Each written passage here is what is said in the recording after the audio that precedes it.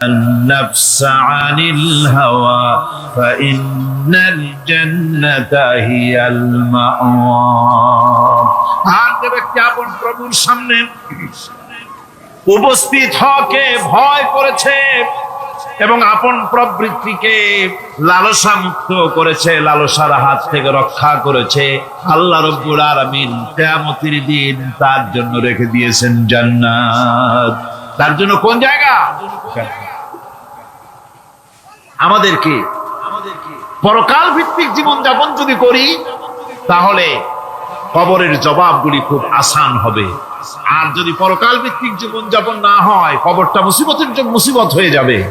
হযরত ওসমান রাদিয়াল্লাহু তাআলা আনহু কবরের কাছে গিয়ে খুব কাঁদতেন। সাহাবায়ে কেরাম প্রশ্ন করেছেন, হুজুর, রাসূল করিম সাল্লাল্লাহু আলাইহি সাল্লাম যখন জান্নাত ও জাহান্নামের ওয়াজ করেন তখনও তো এত বেশি আপনি কাঁদেন না, যত বেশি কাঁদেন কবরের কাছে এসে, কারণ কি? হযরত ওসমান রাদিয়াল্লাহু তাআলা আনহু বলতেন, আমার সাথীরা, আমি আমার হাবিবের কাছে, আল্লাহ রাব্বুল আলামিনের রাসূলের কাছে আমি শুনেছি এই কবরটাই হলো প্রথম স্টেশন, এই কবরটাই হলো প্রথম ইমিগ্রেশন কাউন্টার। এই জায়গায় যদি কেউ ধরা পড়ে যায়, কারো যদি চার্জশিট হয়ে যায়, সব জায়গায় ধরা পড়ে যাবে, হাসরে মিজানে সিরাতে কোনো জায়গায় নাজাত পাবে না। আর এই কবরটা যদি কেউ মুক্তি পেয়ে যায়, মিজান সিরাত হাসর সব জায়গা থেকে আল্লাহ তাআলা ভালোভাবে পার করে দিবেন। এটা হলো আসল জায়গা, মারাত্মক জায়গা, খুব মারাত্মক জায়গা। আমি এটাকে ইমিগ্রেশন কাউন্টার বলেছি আমার ভাষায়। ইমিগ্রেশন কাউন্টার যারা বিদেশ ভ্রমণ করেছেন তারা জানেন। লন্ডন যাবেন, আমেরিকা যাবেন, সৌদি আরব যাবেন, যে কোনো বিদেশে যাবেন, গেলেই পাসপোর্ট তারা দেখবে। পাসপোর্টে আপনার ন্যাশনালিটি কোনটা সেটাই তারা জানতে চাইবে। আপনি কোন দল করেন এটা তারা জানতে চাইবে না। আপনি কোন ভাষায় কথা বলেন তাও তাদের জানার দরকার নেই। প্রথমেই তারা আপনার ন্যাশনালিটি দেখবে, আপনার আইডেন্টিটি কি তারা জানতে চাইবে। তারপরে যদি স্যাটিসফ্যাক্টরি হয় আপনাকে ভিসা দিয়ে ভেতরে ঢোকবার ব্যবস্থা করে দেবে। আর যদি তারা স্যাটিসফাইড না হয় তাহলে আপনাকে মেহমানখানায় ঢুকানো হবে গ্রেফতার করে। কবর হচ্ছে এ ধরনের একটি ইমিগ্রেশন কাউন্টার।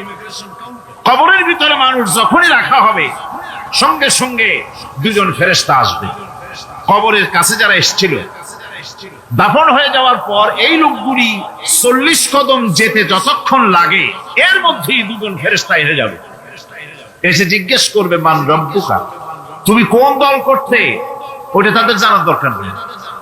চাকরি কিসে করতেন ওটা জানার দরকার নেই। ব্যবসা করতেন না চাকরি করতেন প্রয়োজন নেই। প্রথমেই জিজ্ঞাসা করা হবে ন্যাশনালিটি, প্রথমেই জিজ্ঞাসা করা হবে তার ন্যাশনালিটি সম্পর্কে, তার আইডেন্টিটিটা কি, এবং সেটাকে সত্যায়িত করার জন্য, বোঝার জন্য 3টি প্রশ্ন। প্রথম প্রশ্ন, মান রব্বুকা ওয়া মা দীনুকা ওয়া মান নাবিয়ুকা, তোমার রব কে, তোমার দ্বীন কি, তোমার নবী কে। যদি এই ব্যক্তি বেঈমান হয়, মুনাফিক হয়, সে বলবে হায় হাতা লা আদরি, হায় হাতা লা আদরি, জানি না, আমার রবকে আমি জানি না। তোমার দ্বীন কি, দ্বীন কারে কয় বুঝি না। এরপরে আল্লাহর নবী জনাবে মুহাম্মদ রাসূলুল্লাহ সাল্লাল্লাহু আলাইহি ওয়াসাল্লাম কি দেখানো হবে, বলা হবে মা কুনতা তাকুলু ফি হাদার রাজুল, এই ব্যক্তি সম্পর্কে তোমার ধারণা কি নিকে, বলবে আমি চিনি না। নাউযুবিল্লাহ। বাস, এরপরে তার যা হবার তাই শুরু হয়ে যাবে। আর যদি বান্দাটা মুমিন হয়, প্রশ্ন করা হবে মান রব্বুকা, জবাব দেবে রব্বি আল্লাহ, আমার রব আল্লাহ রাব্বুল আলামিন। ওয়া মা দীনুকা, দীনুনা ইসলাম, আমার দিন হচ্ছে ইসলাম। এরপরে আল্লাহর নবীকে দেখানো হবে। কয়েক রকমের বর্ণনা আছে, কোন বর্ণনায় আছে হুজুরের আকারে দেখানো হবে, অথবা রাসূলকে সরাসরি দেখানো হবে, বলা হবে মা কুনতা তাকুলু ফি হাদার রাজুল, এই লোকটি সম্পর্কে ধারণা কি? মুমিন ব্যক্তি বলবে হাদা নবিয়ুনা মুহাম্মাদুর রাসূলুল্লাহ সাল্লাল্লাহু আলাইহি ওয়াসাল্লাম, ইনি আমাদের সেই নবী মুহাম্মাদুর রাসূলুল্লাহ সাল্লাল্লাহু আলাইহি ওয়াসাল্লাম। আমরা যদি এই রকমের জবাব দিতে পারি, আল্লাহ কবুল করো। সকলে জোরে করে আমিন। জবাব হয়ে যাওয়ার পর গায়ব থেকে আওয়াজ আসবে, ফাফরিশু বিল জান্নাতি ওয়ালবিসু বিল জান্নাহ, ও আমার ফেরেশতারা, আমার এই বান্দাকে জান্নাতের পোশাক পরাইয়া দাও আর কবরটাকে জান্নাতের বিছানা বিছাইয়া দাও। জান্নাতের পোশাক পরাইয়া দাও, জান্নাতের বিছানা বিছাইয়া দাও। ইলা মাদ্দা বাসারিহি, তার চোখের দৃষ্টি যত দূর যায় কবরটা ততটা প্রশস্ত করে দাও। এরপর বেহেশতের পোশাক পরাইয়া, বেহেশতের বিছানা বিছায়া ফেরেশতা বলবে নূম কানাউমুল উরুস, ঘুমিয়ে যাও। দুলামিয়া যেমন বাসর সজ্জায় নতুন বউ নিয়ে আরামে ঘুমায়, এরকম আরামে ঘুমায় যাও। ইলা ইয়াউমিল কিয়ামা, কিয়ামত পর্যন্ত ঘুমায় আরামে ঘুমিয়ে থাকবে। এরপরে সিংহায় ফুৎকার হবে, সিংহার ফুৎকারের আওয়াজে তার ঘুম ভেঙে যাবে। বলবে ইয়া ওয়াইলানা মান বা'আথানা মিন মারকাদিনা, হায় আফসোস, আমার এত আরামের ঘুম থেকে কে আমাকে জাগ্রত করলো, আমার ঘুমটারে নষ্ট করলো কে? আওয়াজ আসবে হাযা মা ওয়াদার রহমান ওয়া সাদাকাল মুরসালুন, এটা হচ্ছে রহমানের সেই ওয়াদা, আর মুরসালিনরা নবীরা সত্য কথাই বলেছিলেন, সেই কিয়ামত অনুষ্ঠিত হচ্ছে। আমার বন্ধুগণ, সেজন্য এই দুনিয়ার মোহে পড়ে থাকলে পরে দুনিয়ায় যারা অগ্রাধিকার দিবে দুনিয়াকে পরকালের তুলনায়, জবাব দিতে পারবে না কবরের ভিতরে গিয়া। আর যারা পরকালকে অগ্রাধিকার দিবে, দুনিয়ার চাইতে পরকালকে বেশি অগ্রাধিকার দেবে, আর আল্লাহর ভয় কলিজার ভিতরে রাখবে, কবরের জবাব সঠিকভাবে দিতে পারবে, কিয়ামতের দিন আল্লাহ রাব্বুল আলামিন তাদের জন্য জান্নাত দান করবেন। জোরে বলেন আমিন। দুনিয়াটা হচ্ছে দুনিয়া যেখানে আমরা আছি। আমি আগেই বলেছি দুনিয়া হচ্ছে আদনা শব্দ থেকে এর উৎপত্তি হয়েছে। তুচ্ছ, নিকৃষ্ট, এটার দাম নাই, এটার মূল্য নাই। হযরত ইবনে কাইয়িম রাহিমাহুল্লাহ নওয়ারাল্লাহু মারকাদাহু ওয়া জাআলাল জান্নাতা মাথওয়াহু, হযরত ইবনে কাইয়িম তিনি বলছেন, সুন্দর করে বলছেন দুনিয়া সম্পর্কে, মা মাদা ফিদ দুনিয়া আহলামুন ওয়া মা বাকিয়া মিনহা আমানি ওয়াল ওয়াক্তু বাইনাহুমা দাইউন। মা মাদা ফিদ দুনিয়া আহলাম, জীবনের যে অংশ ফেলে এসেছি সেটা আজ একটা স্বপ্ন। ওয়া মা বাকিয়া মিনহা আমানি, আর জীবনের যে অংশ সামনে বাকি আছে সেটা এখন একটা আকাঙ্ক্ষা। ওয়াল ওয়াক্তু বাইনাহুমা দাইউন, আর এর মাঝখান থেকে সময় সব চলে যাচ্ছে। কত বড় কথা চিন্তা করেছেন?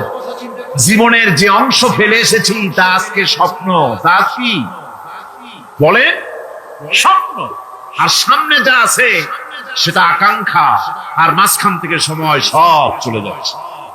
এরপরে তিনি বলছেন وَمَنْ يَسْحَبِ الدُّنْيَا يَكُنْ مِثْلَ قَابِضٍ عَلَى الْمَاءِ خَالَتْهُ فُرُوجُ الْأَصَابِعِ।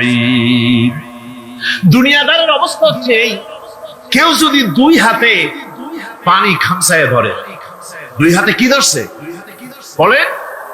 দুই হাতে পানি খামসায় ধরেছে, খুব মজবুত করে ধরেছে, 2 মুঠ পানি। বলেন থাকবে কতটুকু? কতটুকু থাকবে? এক ফোঁটাও থাকবে। কারণ তার আঙ্গুলের ফাঁক তার সাথে খেয়ানত করবে, আঙ্গুলের ফাঁক দিয়া পানিগুলি সব বেরিয়ে চলে যাবে।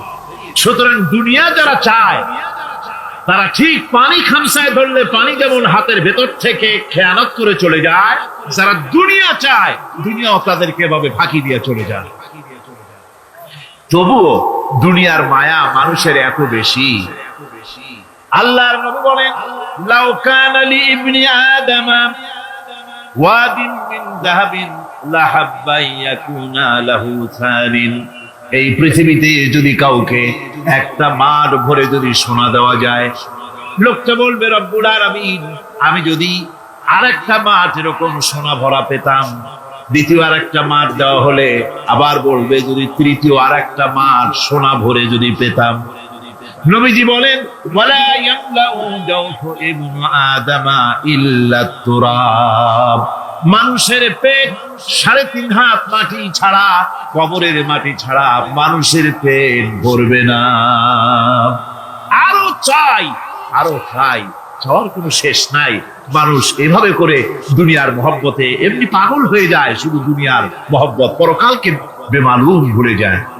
আমি কিন্তু এই কথা বোঝাতে চাই নাই যে পরকালের মহব্বতে, পরকালের ভয়তে বা পরকালের জন্য দুনিয়া আপনি বাজার ঘাট, বেচা কিনা, ব্যবসা বাণিজ্য সবকিছু ভুলে যান, না তা নয়। ভুল বোঝার কোনো কারণ নাই। পরকালকে অগ্রাধিকার দিতে হবে, মানে দুনিয়াতে চিরস্থায়ী জায়গা নয়। চিরস্থায়ী হচ্ছে কোনটা? আখিরাত। চিন্তা এখন কোনটা? সুতরাং এখানে যা করতে হবে, আখিরাতের জবাবদিহিমূলক জীবন যাপন করতে হবে। আপনি ব্যবসা করবেন, ওজনে কম দিতে পারবেন না। আপনি খাদ্যে ভেজাল দিতে পারবেন না, চুরি করতে পারবেন না, ডাকাতি করতে পারবেন না, জেনা করতে পারবেন না, বদমাশি করতে পারবেন না, মদ খেতে পারবেন না, সন্ত্রাসী হতে পারবেন না, হাইজ্যাকার হতে পারবেন না, চাঁদাবাজ হতে পারবেন না, মুনাফাখোর হতে পারবেন না, আপনি চোরাকারবারি হতে পারবেন না, ঘুষখোর হতে পারবেন না, সুদখোর হতে পারবেন না। এই সব কাজ পরকালকে বিশ্বাস করলেই এ সমস্ত কাজ থেকে মানুষ বিরত থাকতে পারে। কথা ঠিক কিনা? এটাই হচ্ছে। সুতরাং এই পৃথিবী থাকবে না, এটা কি চিরকাল থাকবে? না, এর একটা পরিসমাপ্তি ঘটবে। যেমন করে সারা বছর লেখাপড়া করার পর কলেজে, বিশ্ববিদ্যালয়, মাদ্রাসায়, হাই স্কুলে, সব জায়গায় সারা বছর লেখাপড়া করার পর যেমন পরীক্ষা দেওয়ার একটা দিন আসে, সারা বছর ব্যবসা করার পর হিসাব নিকাশ করার যেমন একটা সময় আসে, সারা মাস চাকরি করার পর বেতন পাওয়ার যেমন একটা দিন আসে, সারা জীবন চাকরি করার পর পেনশন পাওয়ার যেমন একটা সময় আসে, অনুরূপ ভাবে এই দুনিয়া যেদিন শেষ হয়ে যাবে, আল্লাহ নির্ধারিত সময় শেষ হয়ে যাওয়ার পর একটা সময় আসবে যখন আল্লাহ রাব্বুল আলামিন সব শেষ করে দিবেন। লন্ড ভন্ড হয়ে যাবে, কিছুই থাকবে না। কোরআনে কারিমে আল্লাহ সব বলেছেন, কোরআনে সব আল্লাহ বলে দিয়েছেন। আল্লাহ পাক বলেন এই পৃথিবীর সব কেমন ভাবে ধ্বংস হবে তার চিত্র আল্লাহ পাক কোরআনে কারিমে তুলে ধরেছেন। ইযাস সামাউন ফাতারাত ওয়া ইযাল কাওয়াকিবু তাসারাত ওয়া ইযাল বিহারু ফুজ্জিরাত ওয়া ইযাল কুবুরু বু'সিরাত। যখন আকাশসমূহ জীর্ণ বিদীর্ণ হয়ে যাবে, তারকাগুলি বিক্ষিপ্ত হয়ে ছিটকে পড়বে, আর সমুদ্রগুলি উচ্ছ্বসিত হয়ে পড়বে, কবরগুলি সব তার ভেতরে যা আছে উদ্গীরণ করে দেবে, তারকাগুলি স্থিমিত হয়ে যাবে। এরপরে সমস্ত আকাশগুলি কিতাবের পৃষ্ঠার মতো একটার পরে একটা ঠাস ঠাস করে পড়তে থাকবে, চূর্ণ বিচূর্ণ হয়ে ভেঙে চুরে একাকার হয়ে যাবে। পাহাড়গুলিকে উড়িয়ে দেওয়া হবে, চন্দ্র এবং সূর্য একাকার হয়ে। আল্লাহ রাব্বুল আলামিন বলেন ফাইদা বারিকাল বাসার ওয়া খাসাফাল কমার ওয়া জুমিআশ শামসু ওয়াল কমার। চক্ষু যখন বিস্ফারিত হয়ে যাবে, চাঁদ যখন তার আলো হারিয়ে ফেলবে, সূর্য যখন তার আলো হারিয়ে ফেলবে, চাঁদ আর সূর্য সব একাকার হয়ে যাবে, সেই সময়ের অবস্থাটা কি চিন্তা করো। মানুষ হয়রান হয়ে দৌড়াদৌড়ি করবে। ওয়াহুমিলাতিল আরদু ওয়াল জিবালু ফাদুক্কাতা দাক্কাতান ওয়াহিদা।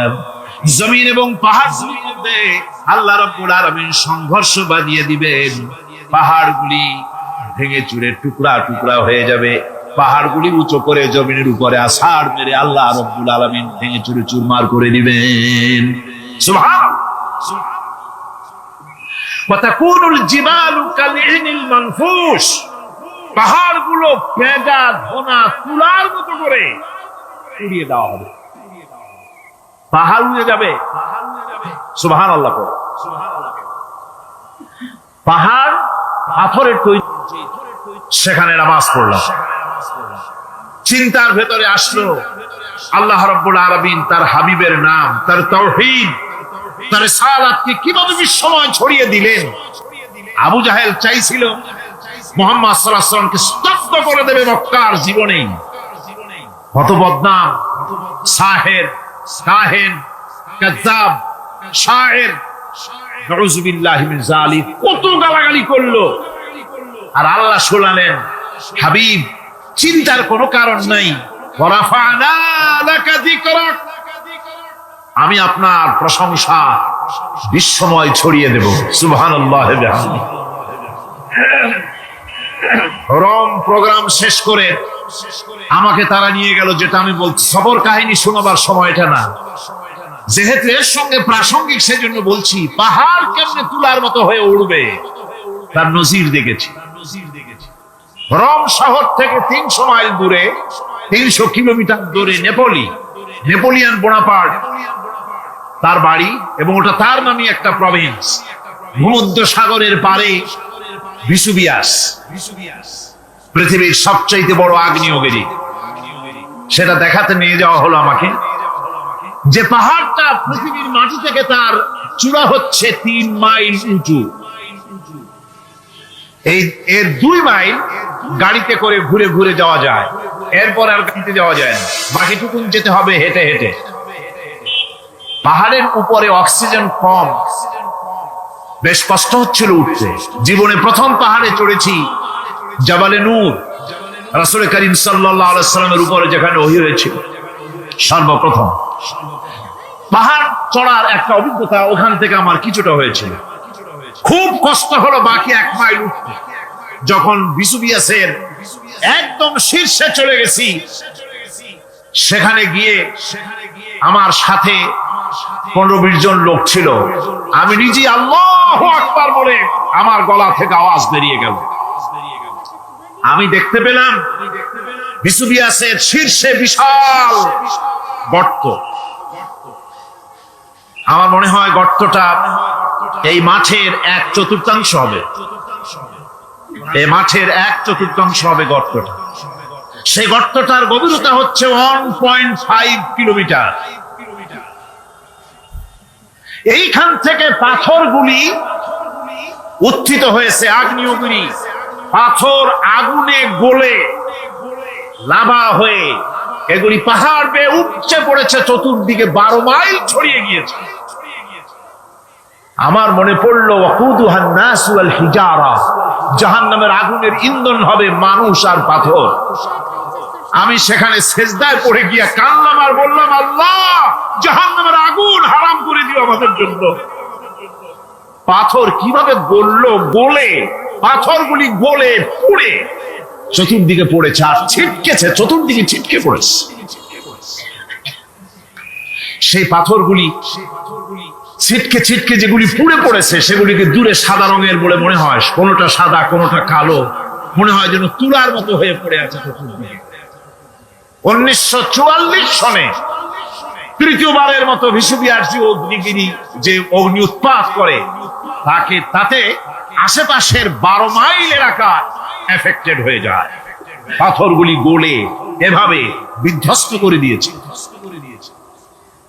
এখান থেকে এখানে জোহরের নামাজ, আসরের নামাজ আমরা পড়লাম, আল্লাহর কাছে খুব দোয়া করলাম। এখনো ধোঁয়া উঠতেছে, এখনো পাহাড়ের ফাটল দিয়ে ধোঁয়া উঠছে। একজন হাত দিয়ে আমাকে বলল যে খুব গরম লাগে ধোঁয়াগুলি। ওখানকার লোকেরা বলল যে ভেতরে এখনো আগুন আছে, তবে সুপ্ত, যে কোনো মুহূর্তে আবার তা জাগ্রত হতে পারে। আমরা সেখান থেকে নেমে এলাম। একটু কিছু দূর গিয়েই সেখানে হলো পম্পেই শহর। এই পম্পেই শহরটা হচ্ছে ঈসা আলাইহিস সালামের জন্মের 2000 বছর আগে এই শহর তৈরি হয়।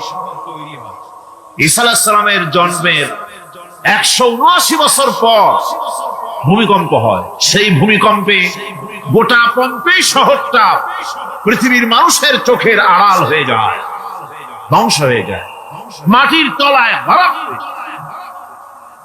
আজ থেকে 200 বছর আগে মাটি খনন করতে গিয়ে এই শহর আবিষ্কৃত হয়। পুরা শহরটা খুঁড়ে তারা বের করেছে। 180 হেক্টর জমিনের উপরে এই বিশাল শহর। ঘুরে ঘুরে দেখলাম, গাড়ি চলে না সেখানে, পায়ে হেঁটে দেখতে হল। প্রশস্ত রাস্তা। আজ থেকে 4000 বছর আগের মানুষেরা রাস্তা বানাতে জানতো পাথর দিয়ে, এবং রাস্তার দুধারে তাদের ছিল ফুটপাথ, পানির ব্যবস্থা, নগরায়নের সব রকমের সুযোগ সুবিধা। তারপরে সেখানে বিচারালয়, এরপরে দোকানপাট, বাজার ঘাট, সবকিছুর ব্যবস্থা রয়েছে। বিশাল বিশাল পাথরগুলি দিয়ে পিলার তৈরি করা। ভাবলাম এই পিলারগুলি, এই পাথরগুলি তারা কিভাবে ক্রেন ছাড়া এত উপরে উঠালো কি করে, আমার মাথায় আসলো না। পাথর কেটে কেটে সুন্দর সুন্দর অঙ্কন শিল্প তারা করেছে। এরপরে ঘুরতে ঘুরতে বাদশার রাজার বাড়িতে গিয়ে ঢুকলাম।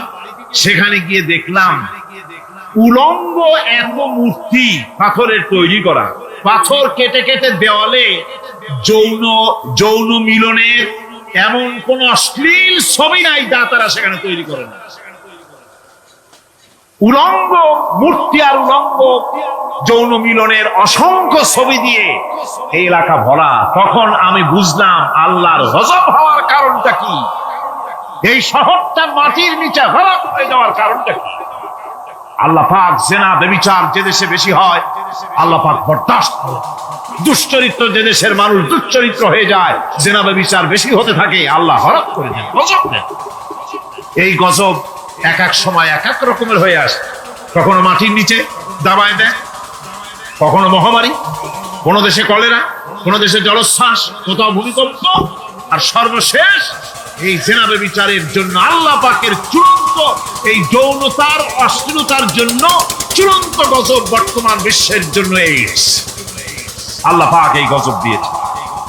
বন্ধুগণ, আমি সেই জায়গা, আমি সেখানে যা দেখলাম যে আল্লাহ পাক পাহাড়গুলিকে কিভাবে উড়াবেন, এটা অস্বীকার করার কোন উপায় নাই। বিশ্বাস তো করতামই। তবে হযরত ইব্রাহিম আলাইহিস সালাম যেমন বলেছিলেন, রব্বি আরিনি কাইফা তুহিল মাউত, আয় আল্লাহ তুমি মরাকে চিন্তা করবে কেমনে। আল্লাহ পাক বলেন, আওয়ালাম তুমিন, তুমি বিশ্বাস করো না? ইব্রাহিম আলাইহিস সালাম বললেন, বালা, অবশ্যই বিশ্বাস করি, ওয়ালাকিন লিয়াতমাইন্না কলবি, যদি চোখে দেখতাম তাহলে আমার অন্তরাত্মা খুব ঠান্ডা হতো। আল্লাহ রাব্বুল আলামিন চোখে দেখায় দিলেন জিন্দা কেমনে মুর্দা হবে, মুর্দা কেমনে জিন্দা হবে, আল্লাহ দেখায় দিলেন। পাহাড় উড়ায় দিবেন আল্লাহ রাব্বুল আলামিন। একথা কলিজার মধ্যে তার উপর ঈমান বিশ্বাস, কিন্তু আল্লাহ চোখে দেখাইছেন, ঈমান আরো মজবুত হয়েছে, যা ছিল আরো মজবুত হয়েছে। সুবহানাল্লাহ। আল্লাহর ভয়তে কলিজা কেঁপেছে। আমি পাহাড়ের উপরে কেঁদেছি, যার যা হয়ে কেঁদেছি। বন্ধুগণ, আল্লাহ সুবহানাহু ওয়া তাআলা এই জন্য বলেছেন, কুল সিরু ফিল আরদ, আমার জমিন ঘোরো, ভালো করে দেখো, কাইফা কানা আকিবাতুল মুকাজ্জিবিন, মহাসত্যকে যারা অস্বীকার করেছে তাদের পরিণতি আমি কি করে দিয়েছি, এগুলি চোখে ভালো করে তাকায় দেখো। আমার বন্ধুগণ, সুতরাং এই পৃথিবীর অবসান হবে, এই পৃথিবী ধ্বংস হবে, এই পৃথিবী চূড়ান্ত ভাবে শেষ হয়ে যাবে। হ্যাঁ, আরেকটি কথা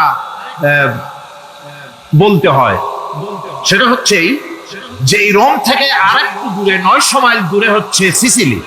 900 মাইল দূরে, সেখানে সেই সিসিলি মুসলমানেরা শাসন করেছিল 350 বছর। সেই সিসিলিতে রয়েছে 360টা মসজিদ মুসলমানদের করা। সমস্ত মসজিদগুলি আজ তালা বন্ধ, একটা মসজিদও খোলা নাই। সেখানকার মুসলমানেরা ওয়াজ শুনতে এসেছিল রোমে। আমি তাদের জন্য পরামর্শ দিয়েছি যে গভর্নমেন্টের কাছে তোমরা দাবি জানাও যে অন্তত একটা মসজিদের দরজা আমাদের জন্য খুলে দাও। রোমের অবস্থানরত প্রবাসী বাংলাদেশি মুসলমানেরা আমাকে বলেছে, তাদের অনেকের বাড়ি চট্টগ্রামেও আছে, আমাকে বলেছে তাদের চোখে পানি আসছে বলার সময় যে চিরঙের তাফসীর মাহফিল যখন আসে কলিজাটা কাঁদতে থাকে যাওয়ার জন্য। তো যাওয়া তো সম্ভব না এত দূর থেকে, আমাদের সালাম বলে দিবেন যত লোক আসবে, আর আমাদের জন্য দোয়া করতে বলবেন যেন এই রোমের ভিতরে আমরা ইসলামের আদর্শের ভিত্তিতে আমরা যেন চলতে পারি। আপনারা দোয়া করুন তাদের জন্য। ভাইরা আমার, এই পৃথিবী একদিন পরিসমাপ্তি ঘটবে এবং আল্লাহর দরবারে আমাদেরকে উঠতে হবে এবং সেখানে আমাদের বিচার হবে। সেখানে আমাদের কি হবে? বিচার হবে। আল্লাহ পাক বিচারটাকে নির্ভুল করার জন্য, সঠিক করার জন্য প্রত্যেকের গলায় আমলনামা ঝুলায় রাখছে, এখানে রেকর্ডের ব্যবস্থা করা হয়েছে। আল্লাহ পাক বলছেন ওয়া কুল্লা ইনসানিন আলজামনাহু তাইরাহু ফি উনুকিহি ওয়া নুখরিজু লাহু ইয়াওমাল কিয়ামাতি কিতাবান ইয়ালকাহু মানশুরা। আল্লাহ পাক বলেন প্রত্যেকের ভালো মন্দ কর্মফল, কর্মলিপি আমি তার গলায় ঝুলায় রেখেছি। কিয়ামতের দিন সে নিজের কাছে স্পষ্ট সব দেখতে পারবে, কোনো জিনিস বাদ পড়বে না।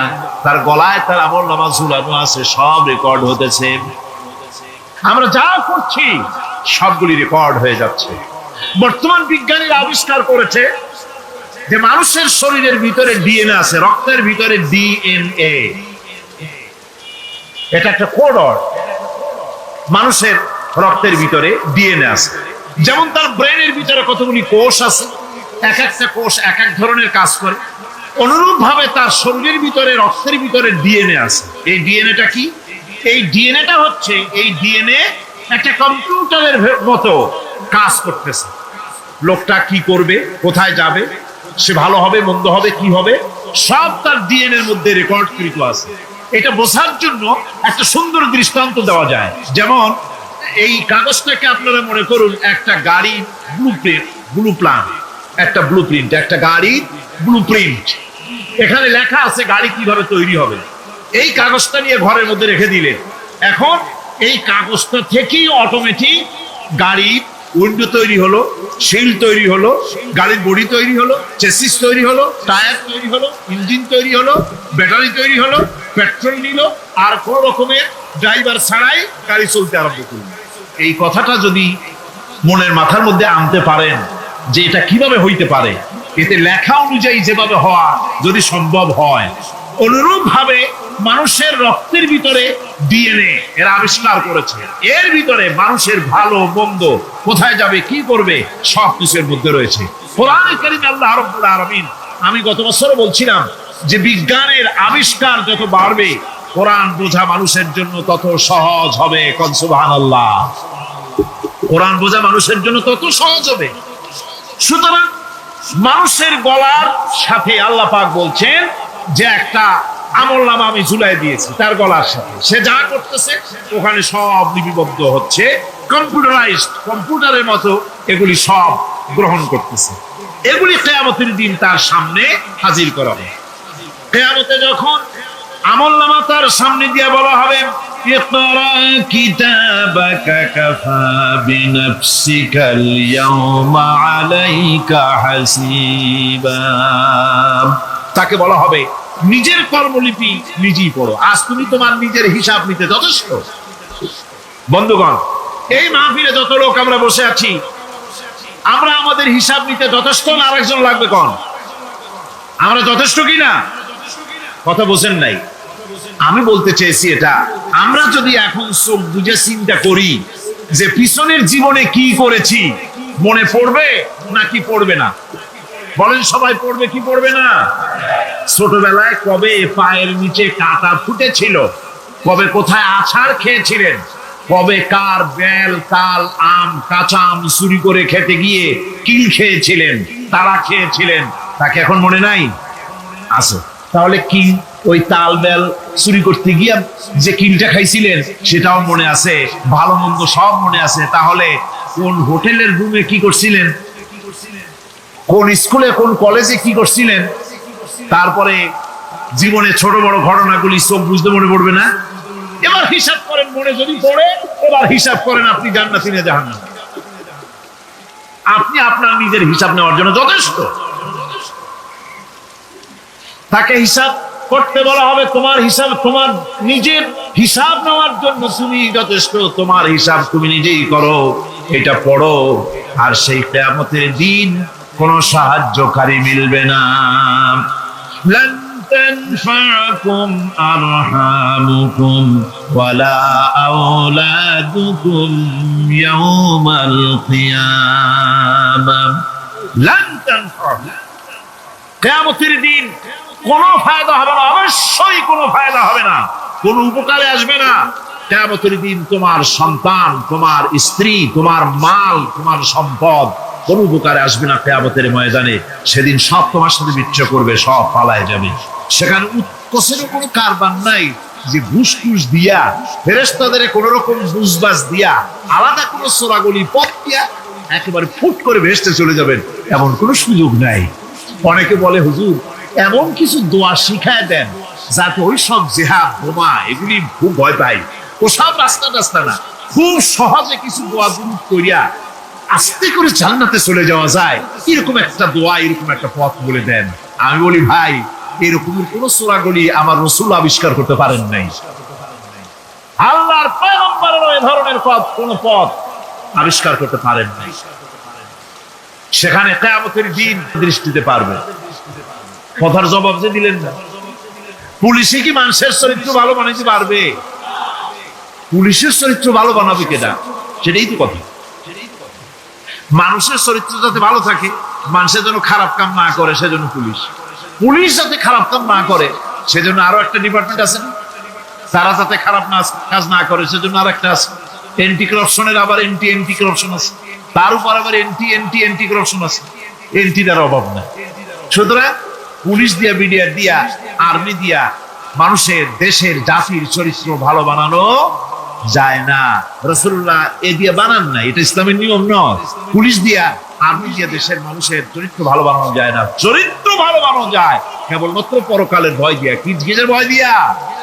ওই যে মক্কার জীবনে ওই সমস্ত মানুষগুলি যারা চুরি করত, ডাকাতি করত, জিনা করত, বদমাশি করত, যারা শয়তানি করত, যারা মানুষকে খুন করত, এই মানুষগুলি এত ভালো হয়ে গেল, যারা চুরি ছেড়ে দিল, ডাকাতি ছেড়ে দিল, জিনা ব্যভিচার ছেড়ে দিল, এত ভালো হয়ে গেল, পৃথিবীর মধ্যে সেরা মানুষ তারা হয়ে গেলেন। জোরে বলেন সুবহানাল্লাহ। নবীর সাহাবীরা পৃথিবীর শ্রেষ্ঠ সন্তান, নবীর সাহাবীরা পৃথিবীর সেরা মানুষ, তাদের চাইতে সেরা মানুষ নবীদের পরে আর কেউ হতে পারে না। জোরে কোন সুবহানাল্লাহ। নবীর পরে পৃথিবীতে শ্রেষ্ঠ মানুষ কারা? সাহাবায়ে কেরাম রিদওয়ানুল্লাহি তাআলা আলাইহিম আজমাইন। ওনারা তো কুফরের মধ্যে ছিলেন, শিরকের মধ্যে ছিলেন, চুরি, ডাকাতি, জিনা, ব্যভিচার এমন কোন পাপ নাই যা করা হয়নি। তারপরে যখন আল্লাহর নবীর কাছ থেকে তাওহীদ, রিসালাত ও আখিরাতের দাওয়াত পেলেন, কি সোনার মানুষ এক একজন হয়ে গেলেন। সুবহানাল্লাহ। যারা ছিলেন নারীর সতীত্বের জম, তারা হয়ে গেলেন নারীর সতীত্বের পাহারাদার। যারা মানুষের মাল চুরি করত, ডাকাতি করত, তারা রাতভর মানুষের মালের পাহারা দিল, মানুষের রক্তের পাহারা দিল। সুবহানাল্লাহ বিহামদি। রক্ত ও সম্পদের পাহারা দিল। রাসূল বললেন খায়রুল কুরুনে কারনি, সর্বশ্রেষ্ঠ যুগ আমার। বন্ধুগণ, এরপরে একটা জীবন আসবে ওই কিয়ামতের ময়দানে। এই পরকালের বিশ্বাসটা গুরুত্বপূর্ণ ব্যাপার। আমাদের সব কিছুর হিসাব দেওয়া লাগবে। আল্লাহ পাক বলেন ইন্নাস সামআ ওয়াল বাসারা ওয়াল ফুআদা কুল্লু উলাইকা আনহু মাসউলা। নিঃসন্দেহে মানুষের শ্রবণ শক্তি, দর্শন শক্তি এবং তার অন্তঃকরণের কল্পনা সম্পর্কে আল্লাহ রাব্বুল আলামিনের কাছে জিজ্ঞাসিত হতে হবে। কান দিয়া কি করেছিলা, চোখ দিয়া কি করেছিলা, মুখ দিয়া কি করেছিলে, হাত দিয়ে কি করেছিলে, সবকিছুর জবাব আল্লাহ রাব্বুল আলামিনের কাছে দিতে হবে। সবটার জবাব দিতে হবে, কোনো কিছু বাদ যাবে না। এমনকি মনের ভিতরে যে কল্পনা আমরা করি, এই কল্পনার হিসাব আল্লাহর দরবারে দিতে হবে।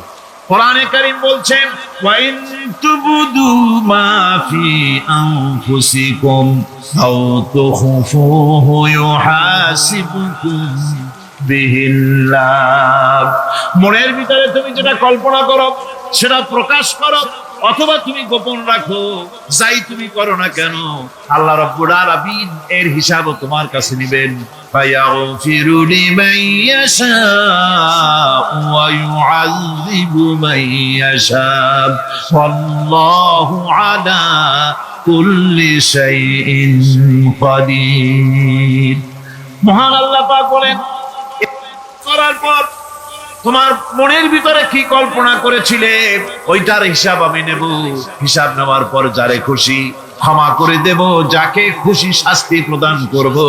সবকিছুর উপরে আল্লাহ রাব্বুল আলামিন শক্তিমান, সব তিনি করতে পারেন, সমস্ত কুদরত রয়েছে তার।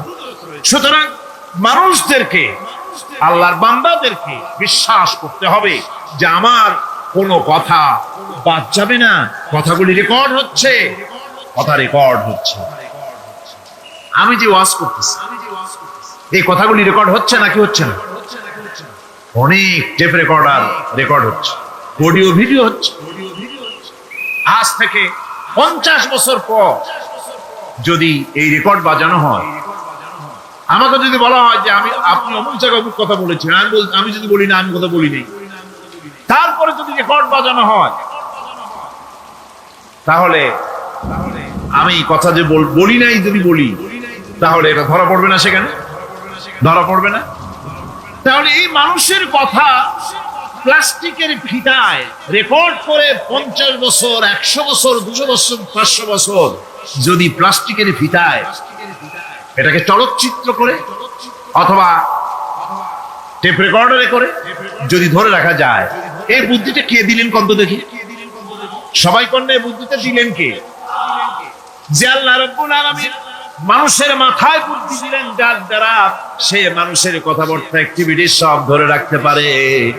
সে আল্লাহ রাব্বুল আলামিন বুঝি আপনার আমার কথা এবং আপনার আমার অ্যাক্টিভিটিসকে তিনি বুঝি ধরে রাখতে পারবেন না কিয়ামত পর্যন্ত? পারবেন কিনা? সেজন্য রাব্বুল আলামিন বলেন, মা ইয়ালফিযু মিন কাওলিন ইল্লা লাদাইহি রাকীবুন আতীদ। সমস্ত কথা রেকর্ড হচ্ছে। সুবহানাল্লাহ কোন জোরে! সমস্ত কথা রেকর্ড হচ্ছে, একটা কথা বাদ যাবে না। মুখ আছে বলেই কথা বলবেন তা না, হিসাব করে কথা বলতে হবে। গীবত গাওয়া যাবে না, মিথ্যা কথা বলা যাবে না, মিথ্যা ওয়াদা করা যাবে না। মিথ্যা ওয়াদার তো মৌসুম এসে গেছে। কি কোন বোঝেন কথা? হ্যাঁ, মিথ্যা ওয়াদা মৌসুম এসে গেছে। এখন মৌসুমে বাহার, মিথ্যা বলার।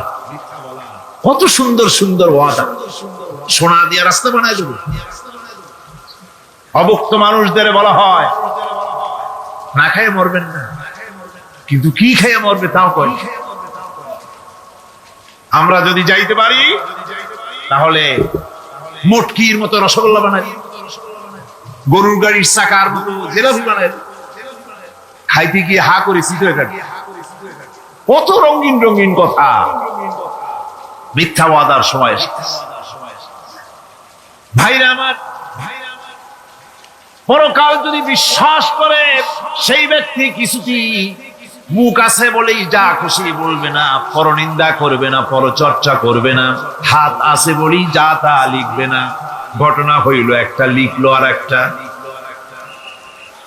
কলম একটা আছে বলেই যা খুশি তা লেখা যায় না, মুখ আছে বলেই যা খুশি তা বলা যায় না, চোখ আছে বলেই যা খুশি তা দেখা যায় না।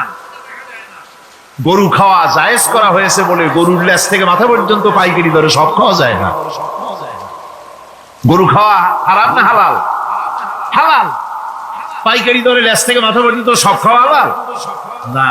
ওর মধ্যে আল্লাহ কিছু হারাম রেখে দিয়েছে, সেগুলোকে বাইসে খাইতে হবে। আল্লাহ দেখতে চান পাইকারি দরে জমের খাওয়া খাও না আমার হারাম গুলি বাদ দিয়া খাও, নিষেধ করা গুলি বাদ দিয়া খাও।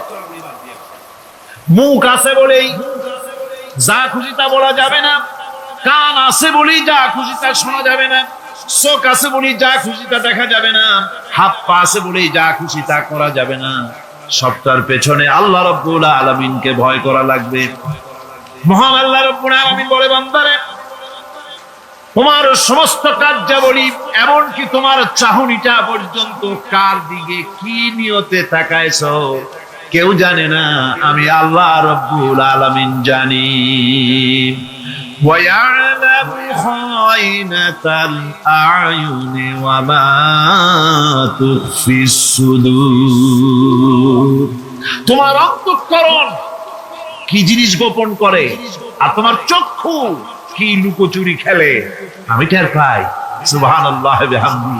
চশমার ফাঁক দিয়া কি দেখো, কানে দেখো, কি নজরে দেখো, সানগ্লাস পরিয়া কেউ ঠিক পায় না, আমি ঠিক পাই।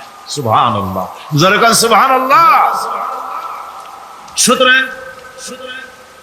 চোখের নজরের হিসাব হবে, হাতের কাজের হিসাব হবে, পায়ের চলার হিসাব হবে, আপনার বলার হিসাব হবে, মুখে যা বলেছেন, যা করেছেন, হাত পাও দিয়ে যা করেছেন, সবকিছুর হিসাব হবে কিয়ামতের দিন। আল্লাহর দরবারে সবকিছু উপস্থিত হবে, কোনো জিনিস বাদ পড়বে না। فَمَن يَعْمَلْ مِثْقَالَ ذَرَّةٍ خَيْرًا يَرَهُ وَمَن يَعْمَلْ مِثْقَالَ ذَرَّةٍ شَرًّا يَرَهُ। ছোট্ট একটা ভালো কাজ যদি করো, তাও হাজির করা হবে সামান্যতম ভালো কাজও তোমার বাদ পড়বে না। আর ক্ষুদ্রতম কোনো খারাপ কাজ করলে তাও উপস্থিত করা হবে, সব তোমার সামনে, কোনো জিনিস বাদ পড়বে না, সব দেখতে পাবে কিয়ামতের দিন। ভালো কাজটাও আর খারাপ কাজটাও আল্লাহর কাছে সেদিন আল্লাহ পাক মানুষের সামনে উপস্থিত করে দিবেন। আল্লাহ পাক বলছেন, সেদিন এই জমিন, তার ভিতরে যা লুকায়িত ছিল, জমিন সব বের করে দেবে। কান্নাহুম জারাদুম মুনতাশির। টিড্ডি, ফড়িংগুলি, পোকাগুলি মাটির থেকে যেমন বেরোয়, এ মাটির ভিতরে যা আছে কিয়ামতের দিন সব মাটি বের করে দেবে। ইযা যুলজিলাতিল আরদু জিলজালাহা ওয়া আখরাজাতিল আরদু আসকালাহা ওয়া ক্বালাল ইনসানু মা লাহা। এ জমিনকে ঝাঁকি মারা হবে প্রবল এক ঝাঁকুনি, প্রবল এক ঝাঁকুনিতে এই পৃথিবীর মধ্যে যা কিছু আছে সব বেরিয়ে যাবে। সুবহানাল্লাহ কইতে ইচ্ছা করে না মিয়ারা? এক ঝাঁকুনিতে পৃথিবী সব বের করে দেবে। মানুষ হয়রান হয়ে বলবে, কি হয়েছে, এ মাটির হলোটা কি? আমার বন্ধুগণ, মানুষ হয়রান হয়ে গিয়ে বলবে, মাটির কি হলো? আল্লাহ রাব্বুল আলামিন বলেন, ইয়াউমাইযিন তুহাদ্দিসু আখবারাহা বিআন্না রাব্বাকা আওহা লাহা। জমিনের উপরে যা ঘটেছে জমিন তা সব বের করে দেবে, সব প্রকাশ করে দেবে। আর এটা এই জন্য হবে যেহেতু তার রবের হুকুম হয়েছে, তার রব হুকুম করেছে, বের করে দে। জমিনের ভিতরে আছে যা সব বেরিয়ে যাবে, আকাশ ভেঙে পড়বে, পাহাড় উড়ে যাবে, জমিনের ভিতরে যা আছে সব উপরে চলে আসবে, পৃথিবীতে সব শেষ, কিচ্ছু নাই, আকাশ নাই, পাহাড় নাই, সমুদ্র নাই, সব একাকার, চন্দ্র নাই, সূর্য নাই, তারকা নাই, গ্যালাক্সি নাই, মহাশূন্য, সব শেষ। আল্লাহ রাব্বুল আলামিন সমস্ত ফেরেশতাদেরকে শেষ করে দিবেন, সকলের মওত হয়ে যাবে, কেউ আর থাকবে না। এমনকি হযরতে আজরাইল মালাকুল মউত তিনিও থাকবেন না, সব আল্লাহ রাব্বুল আলামিন মৃত্যু করে দিবেন। এরপরে আল্লাহ রাব্বুল আলামিন একা তিনি বলবেন, ইয়া দুনিয়া আইনা আনহারুকি, এ পৃথিবী তোর সেই সমুদ্রগুলো কোথায়, নদীগুলি কোথায়? ইয়া দুনিয়া আইনা আশজারুকি, হে দুনিয়া তোমার গাছগুলি কোথায়? এত বন বনানি, এত গাছ ছিল। ইয়া দুনিয়া আইনা জিবালুকি, হে পৃথিবী তোর জমিনে যত পাহাড় ছিল, পাহাড়গুলি কই? যত স্বৈরাচার ছিল জমিনের উপরে, যারা স্বৈরাচারী মনোবৃত্তি নিয়ে মানুষ ধ্বংস করেছে, দেশ ধ্বংস করেছে, মায়ের বুক খালি করেছে, ওই স্বৈরাচার গুলি কই? সকলকে উপস্থিত হয়ে যেতে হবে, কেউ আমরা এখান থেকে বাঁচতে পারবো না, সবাই অপরাধীরা সেখানে অসহায় হয়ে যাবে, অপরাধীরা অসহায় হয়ে যাবে। আল্লাহ পাক বলেন, ফাইযা জাআ وجاءت الصاخة يوم يفر المرء من أخيه وأمه وأبيه وصاحبته وبنيه অবশেষে যখন কান ফাটানো আওয়াজ আসবে, এই আওয়াজ সেদিন মানুষ নিজের মা বাপ ভাই বোন সব থেকে বিচ্ছিন্ন হয়ে যাবে, সব একের থেকে আরেকজন পালায় যাবে, হারায় যাবে, কেউ কাউকে আর খুঁজে পাবে না। সেদিন ওই কিয়ামতের মাঠে বিভীষিকাময় দৃশ্য, মানুষ হয়রান হয়ে যাবে। মাথার এক হাত অথবা অর্ধমাইল অথবা এক বিগত এতটুকু উপরে ওই প্রকাণ্ড সূর্যটার তাপ আসবে, গুণাগারের মাথার চান্দি ফেটে গিয়া মগজগুলি গলে গলে নাক কান দিয়ে বেয়ে পড়তে লাগবে, জিহ্বাটা কুকুরের মতো ঝুলে নাভিস্থল পর্যন্ত পড়ে যাবে, মাটিটা সূর্যের উত্তাপে তামার মতো গরম হয়ে যাবে, সারা হাসর জুড়ে আওয়াজ হবে পানি পানি পানি। মানুষেরা হয়রান হয়ে যাবে সেই হাসরের ময়দানে। এই চরম কষ্টের ভিতরে আল্লাহ রাব্বুল আলামিন বলেন, সেদিন দুটো ভাগ হয়ে যাবে, একদল মানুষের চেহারা আলোয় ঝলমল হয়ে যাবে, আর একদল মানুষের চেহারাগুলি কালো হয়ে যাবে। উজুহু ইয়াওমাইদিন মুসফিরাতুন দাহিকাতুন মুস্তাবশিরা ওয়া উজুহু ইয়াওমাইদিন আলাইহা গাবারা। আল্লাহ পাক বলেন, এক শ্রেণীর মানুষের চেহারা হাস্যোজ্জ্বল ঝলমলে হয়ে যাবে, আর এক শ্রেণীর মানুষের চেহারাগুলি কালো হয়ে যাবে। তারহাকুহা কাতারা উলাইকা হুমুল কাফারাতুল ফাজারা। হাস্যোজ্জ্বল, স্বচ্ছন্দপূর্ণ, সুন্দর, উজ্জ্বল ঝলমলে চেহারা হবে ঈমান আনার কারণে, পরকালকে বিশ্বাস করার কারণে, আল্লাহ এবং রাসূলের কথা অনুযায়ী জীবন যাপনের কারণে চেহারাটা উজ্জ্বল হয়ে যাবে। আর আল্লাহর নাফরমানি, রাসূলের নাফরমানি, পরকালকে অস্বীকার করার কারণে কাফেরগুলির চেহারা, মুনাফিকগুলির চেহারা কালো হয়ে যাবে। তাদেরকে আলাদা করে দেওয়া হবে। আমতাজুল ইয়াওমা আইয়ুহাল মুজরিমুন, মুজরিমদেরকে আলাদা করে দেওয়া হবে, দুইটা ভাগ হয়ে যাবে। এই চরম অবস্থা সৃষ্টি হবে কিয়ামতের ময়দানে।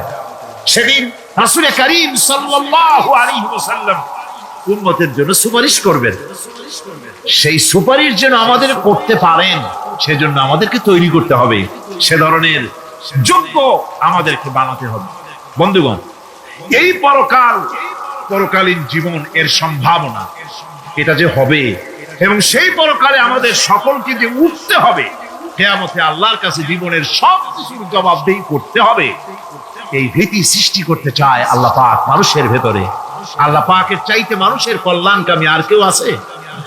চিল্লায় কোন আল্লাহর চাইতে, বিশ্ববাসীর সৃষ্টি জগতের কল্যাণকামী আল্লাহর চাইতে, রাসূলের চাইতে বেশি কেউ কি আছে? সে আল্লাহ পাক সব বলে দিলেন, ওপেন সিক্রেট করে দিলেন, সব গোপন ফাঁস করে দিলেন। কেমনে বিচার হবে, কেমনে কিয়ামত অনুষ্ঠিত হবে, কেমনে কি হবে, সব খুলে খুলে আল্লাহ পাক বলে দিলেন আমাদেরকে ভালো হওয়ার জন্য। কোরআনে কারীম বলছে, লাইসাল বিররা আন তুওয়াল্লু বুজুহাকুম কিবালাল মাশরিকি ওয়াল মাগরিব। পূর্ব পশ্চিমে মাথা ঘুরানো, সার নত করা, মাথা ঘুরানো, মুখ ঘুরানো, এটাই কিন্তু সৎ কাজ এবং পুণ্যবান হওয়ার, সৎ কাজ করার, নেককার হওয়ার জন্য যথেষ্ট নয়, বরং ওয়ালাকিন্নাল বিররা মান আমানা বিল্লাহি ওয়াল ইয়াউমিল আখির। প্রকৃতপক্ষে সৎকারী মুমিন, ভালো কাজ করা, প্রকৃত মুমিন, সত্যিকারের ভালো মানুষ, সত্যিকারের ইমানদার হওয়ার জন্য 10টি কাজ লাগবে। কয়টি কাজ? 10টি কাজ লাগবে। সেই 10টি কাজের একটি কাজ গত বছর আপনাদের খেদমতে আরজ করা হয়েছে, 2টি বলা হয়েছে, বাকি আজকে বললাম আর একটা, হয়ে গেল 3টা। বাকি আছে কয়টা? সাত, বাকি আছে আরো সাত। পরকাল ভিত্তিক জীবনযাপন যদি করতে পারি তাহলে আমরা হব দুনিয়ার শ্রেষ্ঠ মানুষ। কোন আলহামদুলিল্লাহ। وسخر لكم ما في السماوات وما في الأرض। এই পৃথিবীতে যা কিছু তোমরা দেখতে পাও এই সব কিছুকে তোমার অনুগত করে দেওয়া হয়েছে যাতে করে তোমার সাহায্য করতে পারে, তোমার সহযোগিতা করতে পারে। এই জন্য আমি সবকিছুকে সৃষ্টি করেছি। সাখারা শব্দের অর্থ হচ্ছে যে আমি সবগুলিকে তোমাদের অনুগত করে দিয়েছি যাতে করে তোমাদের অনুগত থাকে, অর্থাৎ তোমরা তাদের এই সমস্ত জিনিস দিয়ে তোমরা কাজ নিতে পারো। পানির উপর দিয়ে তোমরা যেন নৌকা চালাতে পারো, স্টিমার চালাতে পারো, পানি অনুগত করা হয়েছে, বাতাসকে অনুগত করা হয়েছে। পৃথিবীর সব কিছু কি আমি অনুগত করে দিয়েছি তোমাদের যাতে করে তার দ্বারা তোমরা কাজ নিতে পারো। অন্যত্র আল্লাহ বলছেন, আল্লাহুল্লাযী খালাকাস সামাওয়াতি ওয়াল আরদা ওয়া আনজালা মিনাস সামাই মাআন ফাআখরাজা বিহি মিনাস সামারাতি রিজকান লাকুম। আল্লাহ হচ্ছেন তিনি, আল্লাহ রাব্বুল আলামিন হচ্ছেন তিনি যিনি আকাশ সৃষ্টি করেছেন, যিনি জমিন সৃষ্টি করেছেন এবং ঊর্ধ্বদেশ থেকে মেঘমালা থেকে তোমাদের জন্য বৃষ্টি বর্ষণ করেছেন এবং সেই বৃষ্টি দিয়ে মাটির ভিতর থেকে ফসল উদ্গত করে তোমাদের খাবারের বন্দোবস্ত করেছেন। তিনি হচ্ছেন আল্লাহ পাক। তার জায়গায় ছড়িয়ে আছে, তার দয়া নাই, রহমত নাই, এমন কোন সৃষ্টি নাই। মানুষের জন্য যা কিছু প্রয়োজন তিনি তার দয়া দিয়ে, রহমত দিয়ে তিনি তার সৃষ্টি করে দিয়েছেন। আল্লাহ পাক বলছেন, ওয়াসাখখারা লাকুমুশ শামসা ওয়াল কামারা দাইবিনা ওয়াসাখখারা লাকুমুল লাইলা ওয়ান নাহার। যিনি চন্দ্র সূর্যকে সৃষ্টি করেছেন এবং এগুলিকে নিয়ন্ত্রিত করেছেন, চাঁদ সূর্যকে সৃষ্টি করে নিয়ন্ত্রিত করে দিয়েছেন, তোমাদের সমস্ত প্রয়োজন তিনি মিটিয়ে দিয়েছেন। দেখুন, চাঁদ এবং সূর্যকে আল্লাহ পাক সৃষ্টি করেছেন এবং একটা রহমত, একটা কুদরত সেই চাঁদ সূর্যের মধ্যে দান করেছেন। সূর্য যেখানে আছে, এটা যদি আল্লাহর দয়া না থাকতো, শুধু তাপ দেওয়ার জন্য সৃষ্টি করতেন আর মানুষের কল্যাণের দিকটা যদি চিন্তা না করতেন তাহলে সমস্যা হয়ে যেত। সূর্য যেখানে আছে, বিজ্ঞানীরা বলেছেন তার থেকে যদি কিছু নিচে নেমে আসতো তাহলে গোটা পৃথিবী জ্বলে পুড়ে ভস্ম হয়ে যেত। আর যেখানে আছে তার থেকে সূর্য যদি কিছু উপরে উঠে যেত তাহলে গোটা পৃথিবী হিম শীতল হয়ে পৃথিবী ফ্রিজ হয়ে যেত, মানুষ প্রাণী জগৎ মরে সব শেষ হয়ে যেত। চাঁদ যেখানে আছে, এই চাঁদ তার জায়গা থেকে কিছু উপরে যদি উঠতো তাহলে পৃথিবী মরুভূমি হয়ে যেত। আর যেখানে আছে তার থেকে কিছু নিচে যদি আসতো তাহলে গোটা পৃথিবী পানি, সমুদ্রের পানি, নদীর পানিগুলি প্লাবিত হয়ে, ওভারফ্লো হয়ে, উচ্ছ্বাসিত হয়ে গোটা পৃথিবীকে প্লাবিত করে দিত, ডুবাই দিত, সব শেষ হয়ে যেত। তাহলে আমরা দেখতে পাচ্ছি শুধু সৃষ্টি নয়, সৃষ্টিও করেছেন এবং প্রত্যেকটি সৃষ্টির পেছনে তার দয়া কাজ করেছে, তার কুদরত কাজ করেছে যাতে করে মানুষের জন্য সুবিধা হয়, মানুষের জন্য উপকার হয়। অন্য আয়াতে আল্লাহ পাক বলেন, وآتاكم من كل سألتموه وإن تعدوا نعمة الله لا تحصوها।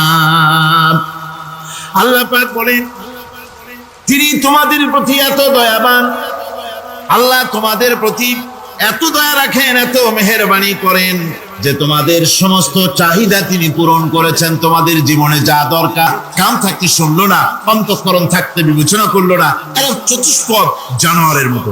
আল্লাহ পাক বলছেন, আর রহমান আল্লামাল কোরআন, এই কোরআন শিক্ষা দিয়েছেন রহমান, যিনি দয়ার সাগর, যিনি মানুষের সব প্রয়োজন মিটিয়েছেন। কোরআনের মতো একটা বড় প্রয়োজন তিনি মিটাবেন না, তা কি হতে পারে? জোরে কোন হতে পারে? মানুষ সৃষ্টি করলেন অথচ মানুষের চলার পথ দিলেন না।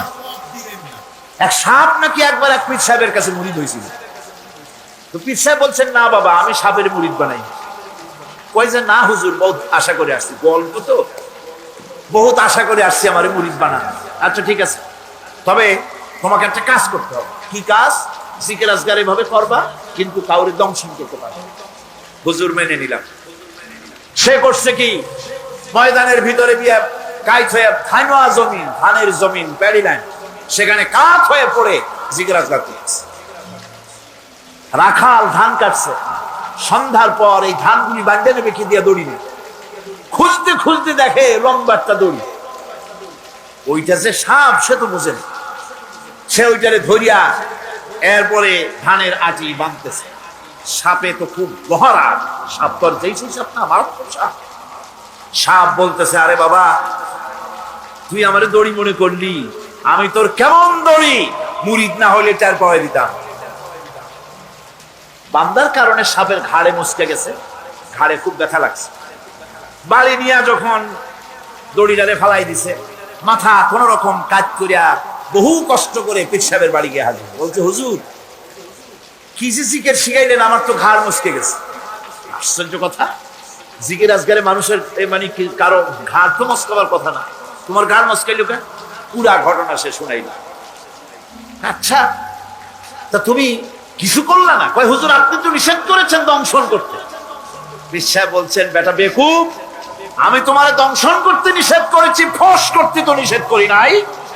যখন তোমারে দড়ি মনে করিয়া হাত গায়ে হাত দিছিল, শুধু ফস করে উঠতে 3 লাখ দিয়া বর্ডার পার হয়ে দিল্লি চলে যেত। তুমি ফস করে উঠলা না কেন? সুতরাং ধৈর্যের অর্থ এটা নয় যে আপনারে পাড়াইতে থাকবে, থাপড়াইতে থাকবে, আর আপনি কবেন যে আল্লাহ আমি ধৈর্য ধরতেছি, ইন্নাল্লাহ মা'আস সাবিরিন।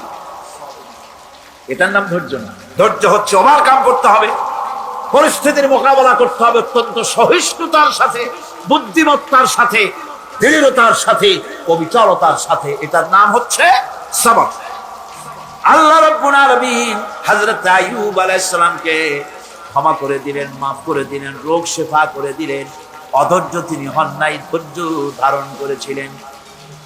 হযরতে ইউসুফ আলাইহিস সালাম, হযরতে ইয়াকুব আলাইহিস সালামের চোখের থেকে তাকে সরায় দেওয়া হলো। এত বড় বিরাট বিপদ, সেই বিপদেও তিনি ধৈর্য ধারণ করেছেন। ধৈর্য ধারণ করার কারণে আল্লাহ রাব্বুল আলামিন এমন নিয়ামত তারে দান করলেন। আল্লাহ পাক হযরত ইউসুফ আলাইহিস সালামকে বাঁচায় রাখলেন।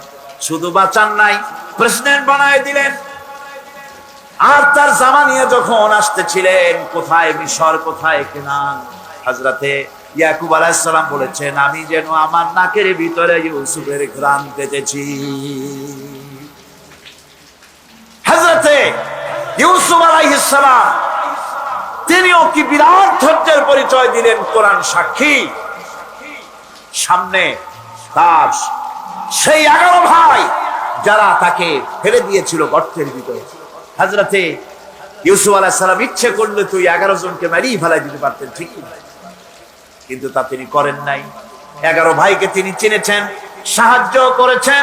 আর ওই 11 ভাই সম্পর্কে হযরত ইউসুফ আলাইহিস সালাম বললেন, লা তাসরিবা আলাইকুমুল ইয়াউম, তোমাদের বিরুদ্ধে আমার আজকে কোনো বিদ্বেষ নাই, আমি তোমাদেরকে মাফ করে দিলাম। সুবহানাল্লাহ, সুবহানাল্লাহ। রাসূল করিম সাল্লাল্লাহু আলাইহি ওয়াসাল্লাম এই ধৈর্যের পরিচয় দিয়েছে। কত মার তাকে দিয়েছে তায়েফের ময়দান। যারা তায়েফে গেছেন তারা দেখেছেন, সরু রাস্তা, দুই দিকে পাহাড়, এই দুই দিক থেকে যুবকেরা পাথর নিক্ষেপ করছে, আর তিনি পড়ে যাচ্ছেন। আবার কাফেরেরা জবরদস্তি করে হাঁটাচ্ছে, আবার পাথর মারতেছে, আবার বেহুশ হচ্ছেন। 3 বার বেহুশ হয়ে পড়েছিল। ফেরেশতা বলেছেন, হে আল্লাহর নবী, আমাদেরকে অনুমতি দেন, আমাদেরকে হুকুম করে দেন, আমরা এই পাহাড় গুলি দিয়া চাপা দিয়া কাফের গুলিকে শেষ করে দেই। নবীজি তখন বলেছেন, আমি যদি তোমাদেরকে হুকুম করি আর আমার হুকুম মতো যদি সমস্ত কাফেরদেরকে পাহাড় চাপা দিয়া সব যদি মেরে ফেলে দাও, তাহলে একটা কাফের যদি না বাঁচে, কার কানে পৌঁছাবো? লা ইলাহা ইল্লাল্লাহু মুহাম্মাদুর রাসূলুল্লাহ। নবীজি গায়ের রক্ত মুছে দুইখানা হাত আল্লাহর দরবারে তুললেন আর দোয়া করলেন, আয় আল্লাহ রব্বুল আলামিন, এই কাফির বেঈমানের আমারে চেনে নাই, বোঝে নাই, আমি যে তোমার নবী ওরা তা বুঝতে পারে নাই, না জেনে না বুঝে আমার উপরে যে অত্যাচার করলো, আয় আল্লাহ তুমি যেন রাগ করে এই কাফিরদের পরে তুমি যেন গজব নাজিল করো না। ধৈর্যের চূড়ান্ত নমুনা দেখিয়েছেন বিশ্বনবী মুহাম্মদ রাসূলুল্লাহ সাল্লাল্লাহু আলাইহি ওয়াসাল্লাম। উহুদের বুখারী শরীফের কিতাবুল মাগাজির মধ্যে আছে, উহুদে চতুর্দিক থেকে রাসূল করিম সাল্লাল্লাহু আলাইহি ওয়াসাল্লামকে ঘেরাও করা হয়েছে। হুজুরকে পাহারা দিতে দাঁড়িয়েছেন সাহাবায়ে কেরাম, বুক দিয়ে রাসূলের দিকে ফেরা, পিঠ পিছনে ফেরানো আছে। কাফেরেরা তীর নিক্ষেপ করছে, এই তীরগুলি এসে হুজুরের সাহাবীদের পিঠের মধ্যে ঢুকছে। হাদিস শরীফের ভিতরে এসেছে রাসূলকে হেফাজত করার জন্য যত তীর মারা হলো, সাহাবীরা তীরগুলি পিঠে ধারণ করলেন। একা হযরত তালহার পিঠে ৮০টা তীর প্রবেশ করেছিল। রাসূলুল্লাহর দান্দার মোবারক শহীদ হয়ে গেল, হুজুর পড়ে গেলেন। হযরতে ফাতেমা রাদিয়াল্লাহু তাআলা আনহা ছুটে এসে হুজুরের রক্ত বন্ধ করার জন্য চেষ্টা চালাতে লাগলেন, রক্ত বন্ধ হয় না। হযরতে আবু উবাইদা রাদিয়াল্লাহু তাআলা আনহু হুজুরের মস্তকের ভিতর থেকে লোহার কড়া দাঁত দিয়া কামড়াইয়া বহু কষ্ট করে উঠালেন। কপাল দিয়া রক্ত পড়ে, মুখ দিয়া রক্ত পড়ে, দুই হাত দিয়া রাসূল চেহারা বুঝে এনে হাতে দেখেন রক্ত। আল্লাহর নবী বলেন, এই জাতির কল্যাণ কি করে হবে, সেই জাতি তার নবীর চেহারা রক্ত দিয়া লাল বানাইয়া দিল। মদিনায় সারা পড়ে গেল, নবী নাই, নবী শহীদ হয়ে গিয়েছেন। চতুর্দিক থেকে লোকেরা দৌড় আরম্ভ করলো, একজন মেয়ে লোক দৌড়ায়। সাহাবীরা জিজ্ঞাসা করেন, কোথায় যাও? মেয়ে লোকটি বলতেছেন, উহুদের দিকে যাই। বলে যাই কোনো লাভ নাই, উহুদে যে যেতেছো যে কোনো লাভ নাই, যেহেতু তোমার যে দুটি ছেলে এসেছিল, ছেলে দুটি শহীদ হয়ে গিয়েছে। মেয়ে লোকটি বলছে, কে শহীদ হয়েছে শুনতে চাই না, আল্লাহর নবী কেমন আছেন সেটা জানাও। মেয়ে লোকটি বহু কষ্ট করে উহুদের ময়দানে আল্লাহর নবীর খেদমতে হাজির হয়ে নবীজিকে জীবিত অবস্থায় দেখে তিনি বলছিলেন, হে রাসূল, আমার দুইটা কলিজার টুকরা সন্তান দুনিয়া থেকে বিদায় হয়ে গেছে, আমার মনে কোনো কষ্ট লাগে নাই, হুজুর আপনি বেঁচে আছেন, এটাই উম্মতের বড় সান্ত্বনা। ভাইরা আমার, এই হাজারো বিপদ, হাজারো মুসিবতের ভিতরে ধৈর্য ধারণ করেছেন আল্লাহর নবীরা, ধৈর্য ধারণ করেছেন। ধৈর্য হচ্ছে সবচাইতে বড় কোয়ালিটি। ওয়াতাওয়াসাউ বিল হাক্কি ওয়াতাওয়াসাউ বিস সাবর।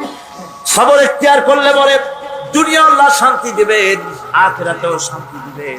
আজ আমার দেশে যত সবচাইতে বেশি যে জিনিসের অভাব, তার নাম হলো সবর। কিসের অভাব?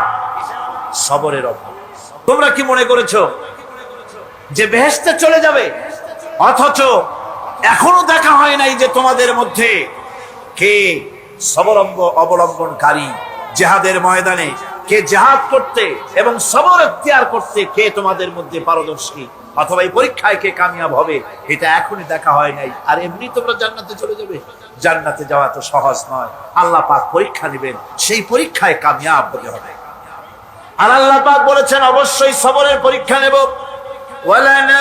وَلَنَبْلُوَنَّكُمْ حَتَّى نَعْلَمَ الْمُجَاهِدِينَ مِنْكُمْ وَالصَّابِرِينَ وَنَبْلُوَ أَخْبَارَكُمْ। অবশ্যই আমি তোমাদেরকে পরীক্ষা করব, আর এই পরীক্ষার ভিতরে সত্যিকারের মুজাহিদ যারা, তারাই যারা নাকি দৃঢ়তা অবলম্বন করবে, সবর ইখতিয়ার করবে, আল্লাহ রাব্বুল আলামিন পরীক্ষায় তাদেরকে কামিয়াব করবেন। এই সবর এক মহা সম্পদ, সবর ইখতিয়ার করতে হবে মুসলমানদেরকে। জান্নাতের ভিতরেও আল্লাহ পাক যারা সবর করবে তাদের জন্য বিরাট নিয়ামত আল্লাহ পাক জান্নাতে দান করবেন। জান্নাতে যাওয়ার জন্য সবর একটা মহাগুণ, এই গুণ মুসলমানদের ভিতরে থাকতে হবে। আমার বন্ধুগণ, কোরআনে কারীমের ছোট্ট সূরা ওয়াল আসরের ভিতর থেকে যে কথাগুলি বিগত 4 দিন আর আজকে বলা হলো, জীবন আমাদের ব্যর্থ, জীবন আমাদের ক্ষতিগ্রস্ত। এই জীবন যদি আমরা সবল করতে চাই তাহলে 4টি আমল করা লাগবে, ঈমান আর আমলে সালেহ। আর আমাদের করা লাগবে আমলে সালেহের সাথে হকের দাওয়াত আর সবর ইখতিয়ার করতে হবে।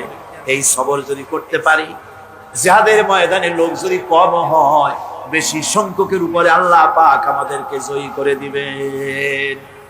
ইয়াকুম মিনকুম 20 সাবিরুনা ইয়াগলিবু মিআতাইন। তোমাদের মধ্যে যদি 20 জন লোক যদি তোমাদের মধ্যে সাবের হয়, ধৈর্যশীল হয়, তাহলে 200 লোকের উপরে আমি আল্লাহ রাব্বুল আলামিন তোমাদেরকে জয়যুক্ত করে দেব। জোরে কোন সুবহানাল্লাহ। 20 জন যদি হয়, 200-র উপরে আমি তোমাদেরকে জয়যুক্ত করে দেব। সুসংবাদ হচ্ছে সেই সব ধৈর্যধারীদের জন্য, সবর ইখতিয়ারকারীদের জন্য, যারা বিপদ আসলে বলে, কি বলে? পড়েন আমার সাথে, ইন্না লিল্লাহি ওয়া ইন্না ইলাইহি রাজিউন। এইটা আমরা পড়ি কখন? কেউ মরে গেলে বলি, আর পড়ি না। সমস্ত বিপদ আসলেই ইন্না লিল্লাহি ওয়া ইন্না ইলাইহি রাজিউন। আমরা তো জানিও না, দোয়া সব মুখস্থ করে মানছে, অনেক মানুষ অনেক দোয়া মুখস্থ করছে, কিন্তু লাগাবে কোন জায়গায় তা জানে না। একজনে শুনছে তার শাশুড়ি মারা গেছে, কয় নাউজুবিল্লাহ। আবার আরেকজনে বলছে, শুনছো বলে কি? বলে তোমার ছেলে তো মেট্রিকে ফার্স্ট হয়েছে, কয় ইন্না লিল্লাহ। দোয়া মুখস্থ করছে, লাগাইবে কোথায়? যাও। ইসলাম আমাদের সব শিখাইছে। আশ্চর্য হবেন, বলবেন মাশাআল্লাহ, সুবহানাল্লাহ। খোঁজ খবরই শুনবেন, আলহামদুলিল্লাহ। খাইতে মজা লাগতেছে, বলবেন আলহামদুলিল্লাহ, সুবহানাল্লাহ। এসব তো কিছু বলে চলে না, বিসমিল্লাহ করে। আল্লাহর নাম নিতেই চায় না। আল্লাহ পাকের যখন বিপদ আসে, মুসিবত আসে, রব্বুল আলামিন বলেন, বিপদ যখন আসে, মুসিবত যখন আসবে, বান্দা যারা মুমিন তারা পড়ে ইন্না লিল্লাহি ওয়া ইন্না ইলাইহি রাজিউন। নিশ্চয়ই আমরা আল্লাহর জন্য এবং আমাদের সকলকেই আল্লাহর কাছে ফিরে যেতে হবে। এই কথাটা মুমিনদেরকে বলতে হবে। ঘুমের দোয়া আছে, রাসূলুল্লাহ ঘুমাবার সময় দোয়া পড়তেন, নামাজের পরে দোয়া পড়তেন। কত দোয়া যে হুজুর করেছেন। ইমাম নববীর একটা কিতাবই আছে, কিতাবুল আযকার, এত বড় কিতাব। সিহাসেত্তা থেকে সমস্ত দোয়াগুলি বেছে বেছে তিনি এই কিতাবের মধ্যে এনেছেন, কিতাবুল আযকার। এই কিতাবুল আযকারের ভিতরে দেখা যায় রাসূলুল্লাহ কত দোয়া করেছেন, সকালে, সন্ধ্যায়, রাতে, শুতে, উঠতে, বসতে, হাসিতে, খুশিতে, বিপদে, মুসিবতে, সব সময় দোয়া। এই দোয়াগুলি আপনারা মুখস্থ করবেন। এই দোয়াগুলি বই কিনে নেবেন এবং তার থেকে মুখস্থ করবেন, অর্থ সহকারে জানবেন এই দোয়াগুলি কি মূল্যবান দোয়া। আল্লাহর কাছে এই দোয়াগুলি হুজুর করতে। আমার বন্ধুগণ, সবরকারীদের জন্য আল্লাহ রাব্বুল আলামিন জান্নাতের ভিতরে সুউচ্চ মর্যাদা দান করবেন। তাদের জন্য সুসংবাদ রয়েছে, উলাইকা ইউজজাউনাল গুরফাতা বিমা সাবারু ওয়া ইউলাক্কাউনা ফিহা তাহিয়াতান ওয়া সালামা। আল্লাহ রাব্বুল আলামিন তিনি বলছেন, এরা হচ্ছে সেই সব লোক যারা নাকি সবর ইখতিয়ার করেছিল দুনিয়ার ময়দানে। তাদেরকে আল্লাহ পাক জান্নাতের ভিতরে সুন্দর সুন্দর জায়গা, সুউচ্চ জায়গা, প্রশংসিত জায়গা তাদেরকে দান করা হবে এবং তাদেরকে শুভ সম্বোধন করা হবে। সেখানে তারা চিরকাল প্রবেশ করে থাকবে। আল্লাহর দয়া তো দারুণ বান্দার উপরে। বান্দা যদি একটু আমল করে, ভালো পথে চলে, গতকাল বলেছি সওয়াব করবেন একটা, আল্লাহ নেকি দেবেন 10টা। নেকির কাজ করবেন, আল্লাহ দিবে কয়টা? 10টা। তিনি তো রহমান, তিনি রহিম। এত দয়া তার। বান্দা যদি আল্লাহ রাব্বুল আলামিনের দিকে, কোন বান্দা যদি এক বিগত এগোয়, আল্লাহ পাক তার দিকে হেঁটে আসেন। বান্দা যদি হেঁটে যায়, আল্লাহর রহমত বান্দার দিকে দৌড়াইয়া যায়। আল্লাহ পাক বলছেন, আমার গজবের চাইতে আমার রহমত বেশি। সুবহানাল্লাহ। সেই জন্য আকীদাকে শুদ্ধ করে নিতে হবে। কেউ কিছুই দিতে পারবে না, দেওয়ার মালিক হলো আল্লাহ রাব্বুল আলামিন। মালিককে এমন দেওয়া দিবেন, পড় গিয়া জিস পর নজর बंदा को मौला कर दिया, पड़ गया जिस पर नजर बंदा को मौला कर दिया, आ गया जिस दाम में जोश कतरा को दरिया कर दिया। আল্লাহ রাব্বুল আলামিনের রহমতের নজর যদি কোনো গোলামের প্রতি পড়ে যায়, গোলামটা বাদশাহে পরিণত হয়ে যায়।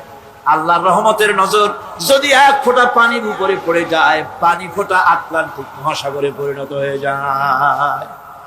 সে আল্লাহ রাব্বুল আলামিনের উপরে ঈমান এনে واصبر وما صبرك إلا بالله ولا تحزن عليهم ولا تك في ضيق مما يمكرون। হে রাসূল, সবরের সাথে কাজ করতে থাকুন। আপনার এই সবরের তৌফিক তো আল্লাহই দিয়েছেন, আর ওদের সমস্ত ষড়যন্ত্র, ওদের অপকৌশলে আপনি দুঃখিত হবেন না, চিন্তা করবেন না, ভারাক্রান্ত হবেন না, আপনি নিশ্চিত থাকুন। ওয়াসবির লিহুকমি রাব্বিকা ফাইন্নাকা বিআয়ুনিনা। হে নবী, আপনার রবের চূড়ান্ত ফয়সালা আসা পর্যন্ত ধৈর্য ধারণ করুন। আপনি তো আমার চোখের সামনে। সুবহানাল্লাহ, সুবহানাল্লাহ। আপনি আমার চোখের সামনে। কে আপনাকে কি করবে আমি দেখবো না? সুবহানাল্লাহ। মন্ত্রী যদি, এই সলিমুদ্দিন মার্কা মন্ত্রী যত আছে, এই মন্ত্রীরা যদি কয় ব্যথাতে ভয় কিসে, আমি তোকে দেখছি না, সাহসটা কেমন বাড়ে, কেমন বাড়ে সাহস। আরে কোনো মন্ত্রী ছাতা মাথা না, কোন প্রেসিডেন্ট রাজা বাচ্চা না, আকাশ আর জমিনের মালিক আমার আল্লাহ রাব্বুল আলামিন বলছেন, হাবিব কোন চিন্তা নাই, আপনি আমার চোখের সামনে। ওরা চায় আপনাকে দুনিয়া থেকে মিটাই দিতে, আর আমি চাই ওয়ারাফানা লাকা যিকরাক, আপনার প্রশংসা তো হবে গোটা বিশ্ব জুড়ে, সর্বত্র ছড়িয়ে যাবে আপনার নাম। সুবহানাল্লাহ বিহামদিহি। আল্লাহ পাক অন্যত্র বলেছেন, ওয়ালাকাদ কুযযিবাত রুসুলুম মিন ক্বাবলিকা ফাসাবারু আলা মা কুযযিবু ওয়া উযু হাত্তা আতাহুম নাসরুনা। হে মুহাম্মদ সাল্লাল্লাহু আলাইহি সাল্লাম, আপনার পূর্বে অসংখ্য নবী রাসূল এই পৃথিবীতে আসছে এবং জুলুম আর নির্যাতনের শিকার তারা হয়েছেন। অবশেষে তাদের প্রতি আল্লাহর সাহায্য এসেছে। সুতরাং আপনাকেও ধৈর্য ধারণ করতে হবে, ধৈর্য ছাড়া কোনো পথ নাই, ধৈর্য আপনাকে ধারণ করতেই হবে। আর এই ধৈর্য ধারণ করলে পরে আল্লাহর চূড়ান্ত ফয়সালা আসবে, তখন আল্লাহ পাক মেহেরবানি করবে। আমার ভাইয়েরা, এই ধৈর্য পৃথিবীর সমস্ত পয়গম্বররা ধৈর্য অবলম্বন করেছেন, কখনো অধৈর্য হন নাই। দিন কায়েমের সংগ্রামে নবী রাসূলগণ দারুণ ভাবে সবর ইখতিয়ার করেছেন। বৃদ্ধবাদীদের সকল রকমের নির্যাতন, অপকৌশল, ষড়যন্ত্র, এই সব কিছু মোকাবেলা করেছেন ধৈর্যের নীতি অবলম্বন করি। কখনো ধৈর্যচ্যুতি তাদের মধ্যে ঘটেনি, বরং আল্লাহ রাব্বুল আলামিন তাদের প্রতি সন্তুষ্ট হয়েছেন। যারা এই ধৈর্য ধরেছে তাদের উপরে সন্তুষ্ট হয়ে আল্লাহ রাব্বুল আলামিন বলেছেন, ওয়া কাআইয়্যিম মিন নাবিয়্যিন কাতালা মাআহু রিব্বিয়ুনা কাসীর।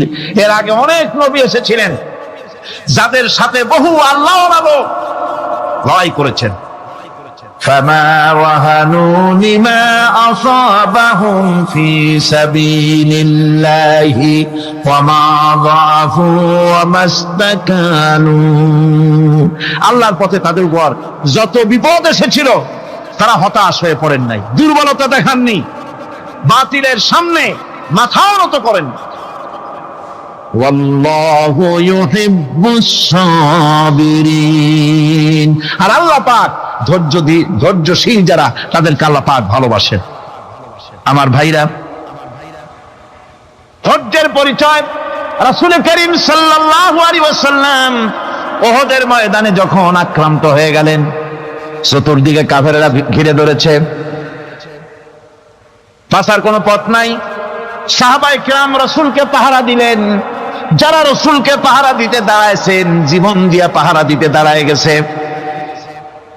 রাসূলের দিকে মুখ দিয়া, পিঠটা বাইরের দিকে দিয়ে রাসূলকে পাহারা দেওয়া শুরু করেছেন। হুজুরকে পাহারা দিতে যারা দাঁড়িয়েছিলেন, কাফের কর্তৃক নিক্ষিপ্ত কি তীরগুলি এসে যখন বিঁধতেছিল, শুধু একজন সাহাবী হযরত তালহার পিঠের ভিতরে রাসূলকে হেফাজতের জন্য 80টা তীর একজনের পিঠের মধ্যে দিয়ে ঢুকেছে। এক অসতর্ক মুহূর্তে নবীজির ডান্ডা মোবারক শহীদ হয়ে গেল, শিরস্থান ভেঙে গেল, লোহার কড়া প্রবিষ্ট হয়ে গেল কপালের ভিতরে। হুজুর মাথা ঘুরে পড়ে গেলেন। হযরত আবু উবাইদা রাদিয়াল্লাহু তাআলা আনহু হুজুরের মস্তক মোবারককে করে করে নিয়ে, তারপরে বহু কষ্ট করে মাথা থেকে লোহার কড়া বের করলেন। এবার ওই কড়ার ছিদ্র দিয়ে রক্ত আসতেছে, মুখ দিয়ে রক্ত পড়তেছে, দাড়ি ভিজে যাচ্ছে। বুখারী শরীফে এসেছে, আল্লাহর নবী দুইখানা হাত নিজের চেহারার উপরে মলে আনে টাটকা রক্ত চোখের সামনে দেখে বলছেন, আহারে, এই কওমের ফালাক কি করে হবে, এই কওমের মুক্তি কি করে হবে, এই কওমের নাজাত কি করে হবে, যে কওম তার নবীর চেহারা রক্ত দিয়ে লাল বানাইয়া দিল। নবীজি বললেন, আল্লাহুম্মা গফিরলি কওমি ফাইন্নাহুম লা ইয়ালামুন। আয় আল্লাহ পাক, আমার এই কওম বুঝতে পারে না, ওদেরকে মাফ করে দাও। খবর ছড়িয়ে গেল নবীজি শহীদ হয়ে গিয়েছেন। খবর ছড়িয়ে গেল চতুর্দিকে, মদিনায় খবর ছড়িয়ে গেল। মানুষ পাগলের মতো দৌড়ানো শুরু করে দিল। এক মেয়ে লোক দৌড়াচ্ছে ওহদের দিকে। কয়েকজন সাহাবীর সঙ্গে দেখা, তারা জিজ্ঞেস করলেন, দৌড়াও কেন মহিলা, যাও কই? কয় ওহদের দিকে যেতেছি। কয় যায় তো কোনো লাভ নাই, যেহেতু তোমার যে স্বামী এসেছিলেন জিহাদের ময়দানে, তিনি তো শহীদ হয়ে গেছেন। মহিলা বলতেছে, কে শহীদ হয়েছে শুনতে চাই না, আগে বলো নবীজি কেমন আছে। আবার কিছুক্ষণ পর আর কয়েকজনের সঙ্গে দেখা, তারা বলছে, মেয়ে লোক দৌড়াও কই? যাচ্ছি ওহদের দিকে। তারা বলছেন যে কোনো লাভ নাই, তোমার যে দুইটা কলিজার টুকরা সন্তান ওহদে এসেছিল, দুটোই শহীদ হয়ে গেছে।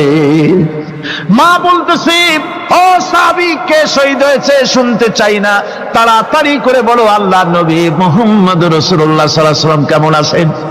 দৌড়াতে দৌড়াতে ওহদের মাঠে সাহাবায়ে কেরাম পরিবেষ্টিত। আল্লাহর নবীর কাছে গিয়ে হুজুরের জীবিত চেহারা মোবারকের দিকে তাকায়া মেয়ে লোকটি কাঁদতেছে আর বলতেছে, ইয়া রাসূলুল্লাহ, আমার স্বামী মরা শোক, আমার কলিজার টুকরা দুইটা সন্তান মরা শোক আমার কলিজা থেকে মুছে গেছে, আপনি বেঁচে আছেন, তামাম মুসলমানদের এর চাইতে বড় সান্ত্বনা আর নাই। ভাইরা আমার, রাসূল করিম সাল্লাল্লাহু আলাইহি ওয়াসাল্লাম এভাবে করে ধৈর্যের পরিচয় দিয়েছেন। গালাগালি দেন নাই, রাগ করেন নাই, বদদোয়া করেন নাই। সুবহানাল্লাহ কোন, সুবহানাল্লাহ। হযরত আইয়ুব আলাইহিস সালামের সবরের ঘটনা কোরআনে কারীম তুলে ধরেছে। হযরত আইয়ুব 18টি বছর পর্যন্ত রোগের মধ্যে পড়ে আছেন। এত অসুখ করেছে, এত রোগ, শরীর পচে গিয়েছে, গায়ে পোকা ধরেছে, দুর্গন্ধ হয়ে গিয়েছে, বিবিরা চলে গিয়েছে, ছেলে মেয়ে পাড়ার লোকেরা দূর দূর করে তাড়িয়ে দিয়েছে। এবার জঙ্গলের ভিতরে গিয়ে আশ্রয় নিয়েছেন। এমন অবস্থা হয়েছে, শরীর পচে পচে জিহ্বায় যখন পোকা ধরা শুরু করে দিল, হযরত আইয়ুব আলাইহিস সালাম তখন আল্লাহ রাব্বুল আলামিনের দরবারে এই প্রথমবারের মতো তিনি বললেন, রব্বুল আলামিন, হায় আল্লাহ তাআলা, সমস্ত শরীর জড়া জড়া হয়ে গিয়েছে, গায়ে পোকা ধরেছি, আমি কোনো কথা বলি নাই, আমি খামোশ থেকে জিকির আজগার করতেছিলাম। আয় আল্লাহ, এখন দেখি আমার জিহ্বায় পোকা ধরেছে, পোকা ধরা শুরু হয়েছে, আমার জিহ্বাটায় পোকা তুমি দয়া করে দিও না, কারণ আমার জিহ্বায় যদি পোকা হয়ে যায় তাহলে তোমার মতো আল্লাহর জিকির আমি কি দিয়া করব। আমার জিহ্বাটা তুমি দয়া করে ভালো রাখো। কোরআনে কারীম বলছি, وأيوب إذ نادى ربه أني مسني الضر وأنت أرحم الراحمين। স্মরণ করো সেই সময়ের কথা যখন আইয়ুব তার রবকে ডেকে বলেছিল, আমি অসুস্থ আর তুমি তো রহমান রহিম দয়াময়। ভাষাটা দেখেন কি সুন্দর। এর থেকে কি আল্লাহরে আর কিছু বলা লাগে? আল্লাহ পাকের কাছে তিনি বলতেছেন, আল্লাহ আমি তো অসুস্থ, আমি তো অসুখ করেছে আমার, আর তুমি তো দয়াময় রহমান রহিম। এক অন্ধ, ঈদের দিন কত অন্ধই তো আসে খয়রাত করার জন্য, ভিক্ষা করার জন্য, চতুর্দিকে ভিক্ষা করতেছে অন্ধরা। এক অন্ধ ঈদের গেটের কাছে দাঁড়ায় বলতেছে, ভাইরা আজ হচ্ছে ঈদের দিন আর আমি কিছু দেখতে পাচ্ছি না। তে বেশি পয়সা পাইল, মানুষের দিন তার প্রতি আকৃষ্ট হয়ে গেছে। আরে কি কথা, আজ ঈদের দিন, সকলে আনন্দ করছে আর আমি কিছুই দেখতে পাচ্ছি না। সে কিন্তু কিছু চায় নাই। ভাষার ভিতরে, কথা বলার ভিতরে এ ধরনের টেকনিক আছে। হযরত আইয়ুব আলাইহিস সালাম বললেন না যে আল্লাহ আমারে মাফ করে দাও, কষ্টের মধ্যে আছি। তিনি শুধু বলেছেন, রব্বুল আলামিন আমি অসুস্থ হয়ে পড়েছি, আমার অসুখ করেছে, আর তোমার নাম রহমান রহিম। এতটুকু কথা বলেছেন। আল্লাহ রাব্বুল আলামিনের দরজায়, তার দরবারে আইয়ুব আলাইহিস সালামের ডাক চলে গেছে। যায় নাই? কোন অসুবিধা আছে নাকি? কোনো অসুবিধা নাই। পানির তলা দিয়া যদি কেউ ডাক দেয়, পাহাড়ের ভিতরে বসে যদি কেউ ডাক দেয়, আল্লাহ রাব্বুল আলামিন তা শুনতে পান। ইউনূস আলাইহিস সালাম মাছের পেটে বসে চিৎকার মেরেছিলেন, লা ইলাহা ইল্লা আনতা সুবহানাকা ইন্নী কুনতু মিনাজ জালিমিন। তিনি বলছিলেন, আয় আল্লাহ তাআলা আমি তোমার প্রশংসা করছি, তুমি ছাড়া উপাস্য নাই, মাবুদ নাই। আমি তোমার পবিত্রতা ঘোষণা করছি, আমি তো জালিমদের অন্তর্ভুক্ত হয়ে গেছি। বাস এতটুকুন কথাই বলেছেন। আল্লাহ পাক বলছেন, ইউনূসের ডাক তো কেউ শোনে নাই, পানির মধ্যে কেউ শোনে নাই, জমিনের কেউ শোনে নাই, মহাশূন্যের কেউ শোনে নাই, কিন্তু মাছের পেটের ভেতরে থেকে, গভীর অতল দরিয়ার তলদেশ থেকে মাছের পেটের ভিতরে বসে আমার ইউনূস যে ডাক দিল, ওই ডাক আমি আরশের মালিক আমি শুনতে পেয়েছি, আর সঙ্গে সঙ্গে জবাব দিয়েছি। ফাস্তাজাবনা লাহু ওয়া নাজ্জাইনাহু মিনাল গাম্মি ওয়া কাযালিকা নুজিল মুমিনিন। ডাকের সাড়া দিলাম, বিপদ দিয়া বাঁচায় দিলাম। শুধু ইউনূসের না, আল্লাহ পাক এ জায়গায় আবার ওয়াদা করলেন, দুনিয়ার যত মুমিন বান্দা আছে তারা যদি কখনো বিপদে পড়ে যায় আর আমারে যদি ডাকে, আমি এইরকম করে বিপদ থেকে বাঁচায়া দেব।